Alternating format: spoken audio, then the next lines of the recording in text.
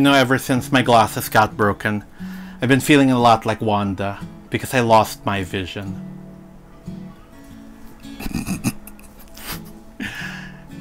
Now some of you are like, what? You lost your vision? You feel like Wanda? Wanda who? Sometimes we make lines or we say things that sound out of context and people aren't sure what you're talking about. They're like, I don't get that. What's going on? Can you please give some context to what you just said? And that's the thing, is sometimes we forget to give context when we read the Bible. Sometimes when we read the Bible, we just read one passage and we don't look at the context. And we have to remember that we need to know the context. To know the passage, we have to know the context. The context meaning we know the before, we know the after. We see the big picture. To be able to understand the passage so we can share the passage and even change ourselves to be more like Christ, we need to make sure that we know the context. Because the more we know God, the more we can become like Christ. The more we know God's word, the more we can become like Christ. Today we're going to be looking at what does it mean to know the after. We studied the passage of the prodigal son, Luke 15:11-32, and we studied the before, the two parables that came before, and maybe you got to talk with your teachers about some of the things that happened even before those two parables, which Luke could have used to lead into the two parables and then the prodigal son. But now that we know the passage, you know the before, now we're going to look at the after. We are going to look at knowing the after. When you know the context, you will know the passage, and you will make sure that you understand the passage with its original intended meaning. I hope you guys really learn a lot as we do this today. Remember that these are things that normally people say, oh, this is what pastors do. This is what they teach in seminary. Those are for all the super Christians, the people who they study God's word all day long. They just study God's word all day long and that's it. No, this is what every Christian is supposed to do. And that is why for me, I care about you guys and your walk with God. That's why I want to share it with you. These are things that not only pastors should do, but every Christian, every disciple of Christ should know how to study the Bible, know how to look at the context and use the tools that we have given to us. So now we know the passage, you know the before, let's look at the after. What happens after the story of the prodigal son? Jesus finishes telling the story of the prodigal son. It actually ends on like a cliffhanger, right? We don't know what happened to the older son. Did the older son go in? Did the older son tell his father, you know, you're right, I should celebrate. Let's go in and let's party! Or did the older son get tampororot and stay outside and say, I'm going to be here. Tampo. You guys party. And he sits outside sulking. We don't know what happened, right? Now, what's interesting is we would assume that it'll be like later on, Jesus was eating with people. But when we look at our Bible, this is what we see. Luke 15 ends with, right, the father says, for this your brother was dead and is alive. He was lost and is found. In the next verse, chapter 16, verse 1, it says, and he also said to the disciples.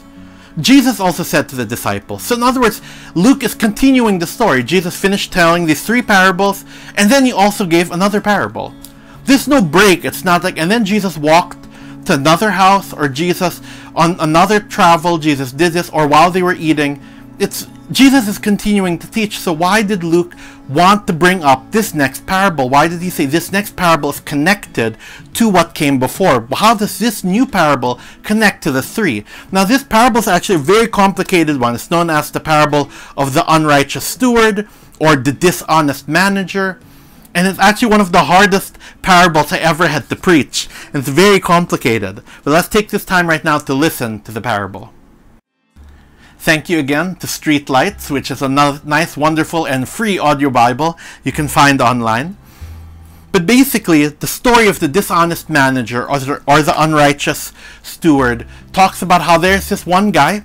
He got informed that he's going to be fired, and he's like, great, I'm going to lose my job because I was caught doing things that were wrong. We don't know what he did. Maybe he's stealing money or like that, but he's like, I got caught and I'm going to lose my job. At least I'm not going to jail, but I'm losing my job, and I don't want to go begging, and I know I'm too old to get a new job. So you know what? I need to do something. What can I do to prepare and fix up my future, because I will not have a job? So what he does is he calls the people who owe his master some money, and then he tells the people, how much do you owe? They're like, for example, I owe 100. He says, okay, write down you owe 60. Another person comes in, I owe 50. Oh, write down you owe 20. And I were reading this, we're like, okay, what's happening? And then later the master finds out what he did, and the master congratulates him and says, very good job. And we're like, he's being even more unrighteous, and why is he getting congratulated? But they said what we need to know is, in their culture, possibly lots of scholars have debated this, but one view that I really like, that I think makes the most sense, is that the steward, the manager, he gets a percentage of everything that people owe the master. So for example, someone owes the master someone owes the master 100, whatever, 100 coins. The fee the manager gets, the interest or his commission, is a certain amount. And basically that's what he's telling the guy, you don't need to pay me anymore my commission. It's fine. But they don't know that. They don't know that that's his commission. But basically saying, just pay less. But actually saying, I won't get paid anymore. But because of that, there's a lot of utang na loob. There's a lot of sense of people that will now want to take care of him, because they're like, oh, he took care of me, he made me not have to pay all of this money. So because of that, I will be nice to him later. So later when they find out he has no job, the steward will have people who will be nice to him, and they're like, oh, you were so kind to me, you charged me less. Of course they don't know that he just said, okay, I won't get my fair share of the cut. I will only give the master what the master gets, but I won't get any money. But that way people will like me. I'm willing to give up something now for something big later. And the one view of this parable is, Jesus is saying, if someone who's unrighteous is willing to give up so much for a very selfish reason, how about for you, if you want to obey God, how much more should you give up? Because after this parable, he says that you can't love both God and money. The steward obviously loved money. So what they're saying is possibly this parable is about Jesus telling them, if someone who loves money is willing to give up so much so that he will be okay in the future for a very selfish reason, how about for you, if you love God? If you love God and you love other people, how much more should you be willing to give up? How much more should you be shrewd and figure out how to handle situations so that you can win more souls to Christ? You can reach the lost more. Are you willing to give up everything in order to love God, to follow God? Are you willing to give up everything to carry your cross and follow me? If someone who's unrighteous is willing to do that selfishly, how about for you when you're doing it for a righteous reason? You can't love both God and money, Jesus says. And then it talks about the Pharisees, how Jesus knows that the Pharisees are greedy, that they look at themselves as being righteous. They don't see their own sins. And they tend to be greedy. They tend to love money. It says in verse 14, the Pharisees who were lovers of money heard all these things and they ridiculed him. So Luke went out of his way to show that these Pharisees, they loved money more than God. Jesus said you can't love both God and money. And then Luke says these Pharisees, they loved money.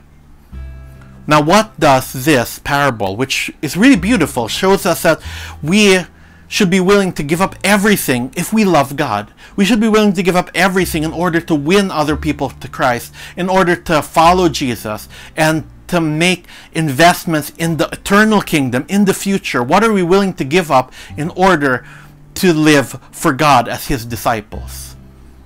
If we are willing to give up money and love God completely, what would we look like?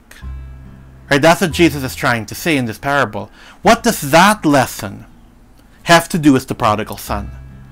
We know the before, we know the after. Now that you know the after, this parable, try to figure out what does something getting lost and something getting found have to do with love of God over love of money? What does the Pharisees complaining that Jesus wants to reach these sinners with the Pharisees wanting money instead of God? What do these things that happened before and happened after the story of the prodigal son, how do those enrich and help you to understand what Luke is trying to say by putting the prodigal son story here? You have to remember, when Luke is writing the book of Luke, he is not forced to put every single detail of every single day. He can just say, we're going to only put this section. Okay, I think this part when Jesus said this, that is important enough. Let's move on to another scene. But no, Luke said all of these parables have to go beside each other. This time of teaching has to go here together for a reason. Take time today, talk about this with your growth group, your friends, your family, your parents, your siblings, your teachers, your pastor, your small group leader at church. Talk about it with people. Why did Luke put these parables all beside each other? What is the connection? What is the thread that connects all of them together? And maybe this way we can understand what is the beautiful lesson in the story of the prodigal son that we may have missed all the different times we've read it. Love you guys. Keep on practicing these things. Try to find ways to practice knowing the before and knowing the after. Have a wonderful day. God bless you. Bye.